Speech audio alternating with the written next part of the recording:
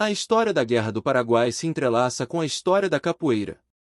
A Guerra do Paraguai foi o maior conflito armado da América do Sul no século XIX, tendo envolvido diretamente o Brasil, mobilizando diversos setores da sociedade brasileira, incluindo grupos marginalizados como os praticantes de capoeira. E a capoeira teve um papel crucial nesta guerra.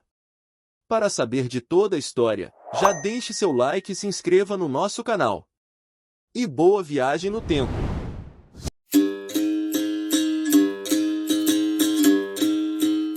O Paraguai ganhou a sua independência da Espanha em 1811, logo se tornando o objeto das ambições expansionistas da Argentina e do Brasil. Enquanto o Estado passava de uma ditadura para outra, crescia a instabilidade política e econômica. Um dos mais famosos ditadores do país, que levou à catástrofe, foi Francisco Solano Lopes, um herói de guerra contra a Argentina, que tinha grandes ambições expansionistas do continente sul-americano. Lopes começou a financiar o Partido Conservador Liberal contra o Uruguai, que foi apoiado pelo Brasil e pela Argentina, com o objetivo de um controle posterior do país, o Uruguai. Seu medo era de que o bloco de nações governadas pelos liberais teria causado dano ao Paraguai, que foram expulsos do comércio com esses países vizinhos, devido à sua posição geográfica e litoral. O Paraguai foi durante anos envolvido em disputas com a Argentina e o Brasil. Toda esta operação política foi desastrosa.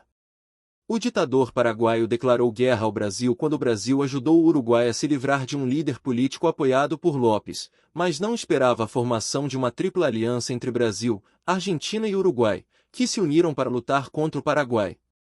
A Guerra do Paraguai, que durou de 1865 até 1870, foi uma das guerras mais sangrentas da América Latina. Lopes fugiu em 1868 e continuou a guerra de guerrilha por mais 2 anos, até que o ditador foi morto em 1870. O povo paraguaio havia se envolvido no esforço de guerra de Lopes, porque viram os benefícios do único país latino-americano onde todos sabiam ler e escrever, onde não havia grandes propriedades, e não tinha dívida externa, e como resultado, lutou até a exaustão. A guerra deixou o Paraguai em uma situação particularmente grave, em particular do ponto de vista demográfico. Durante a guerra, o Paraguai sofreu não só com o inimigo, mas também com a desnutrição, com as doenças e com o domínio do Estado de Lopes, que torturou e matou inúmeras pessoas. No final da guerra, Argentina e Brasil anexam cerca de 140 mil quilômetros quadrados de território paraguaio. O Brasil enviou cerca de 150 mil homens para essa guerra, e quase 50 mil nunca mais voltou. E aqui entram em jogo os capoeiristas. As tropas não foram suficientes para lutar uma guerra que se estende por tanto tempo e em um território tão vasto. Eles criaram as tropas de voluntários improvisados. Além disso, nestes 5 anos de guerra, a nação brasileira recrutou qualquer pessoa com um espírito patriótico, enquanto a maioria dos recrutas foram levados à força das ruas e prisões. Muitos deles eram negros, escravos e capoeiristas, que ao improviso e sem formação adequada foram enviados para lutar. Segundo o historiador Carlos Eugênio Líbano, os capoeiristas eram recrutados através das prisões, com a promessa de voltarem de ficha limpa. Vale ressaltar que pessoas escravizadas não podiam se alistar por serem de propriedade particular.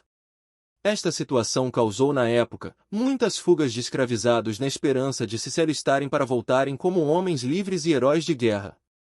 A população brasileira em 1850, 14 anos antes da guerra, era de aproximadamente 10 milhões de pessoas, das quais uma quarta parte era constituída de escravos. Os insuficientes efetivos do exército brasileiro foram reforçados para a guerra, pelos contingentes da Polícia e da Guarda Nacional das províncias do Império. Criou-se em janeiro de 1865, além disso, os Corpos de Voluntários da Pátria para canalizar o movimento patriótico que, num primeiro momento, levou muitas pessoas a se alistarem para lutar contra a invasão paraguaia do Rio Grande do Sul e de Mato Grosso. Como a campanha se anunciasse longa e o entusiasmo popular arrefecesse, os presidentes das províncias recebiam cotas de voluntários que deveriam encaminhar ao cenário da guerra. Ainda em 1865 iniciou-se o recrutamento forçado para a formação dos Corpos de Voluntários da Pátria, e o termo voluntários tornou-se uma piada. Os chefes políticos locais e a oficialidade da Guarda Nacional, que era uma milícia a mando dos oligarquias rurais, tentavam forçar o alistamento de seus oponentes, causando sérios conflitos nas províncias.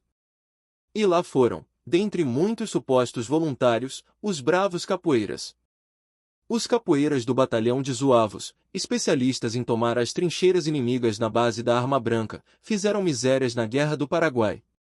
O 31º de Voluntários da Pátria, policiais da Corte do Rio de Janeiro com grande percentagem de capoeiras, também se destacou na Batalha de Tororó. Esgotadas as munições, investiu contra os paraguaios com golpes de sabre e capoeiragem.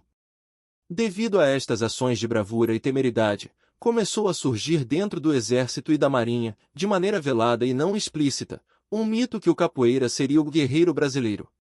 5 anos depois, 1870, os sobreviventes da Guerra do Paraguai voltaram, agora transformados em heróis, e flanavam soltos pelas ruas do Rio. Muitos engrossaram as fileiras das maltas cariocas, e não raro, pertenciam também à força policial. Mas isto é outra história. Como podemos ver, a capoeira teve um papel decisivo no resultado da guerra. Fatos estes que geraram várias cantigas, sejam ladainhas ou corridos. E o que você achou? Comente! E não se esqueça de se inscrever no nosso canal. Sua inscrição é o nosso combustível para produzir mais e mais histórias da nossa arte.